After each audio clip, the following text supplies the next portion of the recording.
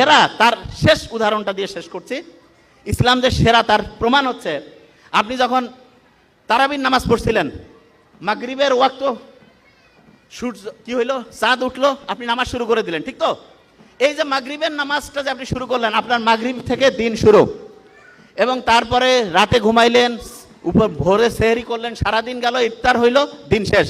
বিজ্ঞানীরা বলতেছে যে সবচেয়ে সেরা রুটিন বানাইতে চায়, তার জন্য সবচাইতে সেরা রুটিন ফলো করার বুদ্ধি হচ্ছে মাগরিবের পরে সে রুটিন করবে। বিজ্ঞানীরা এখন দেখতেছে ডায়েরি।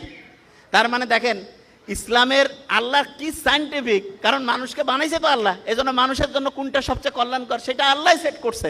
এই জন্য রুটিন যখন করবেন, ডায়েরি লিখবেন, বাচ্চাকে শেখাবেন, ডায়েরিটা মাগরিবের পর থেকে লেখা শুরু করবেন। মাগরিব আপনার রাতে আপনি কখন ঘুমাবেন, অনেকে ঘুমাচ্ছে রাত 2টায়, হয় ভোরে উঠবে 5টা, হয় কি পাবে? জীবনে পারবে না, কারণ আপনার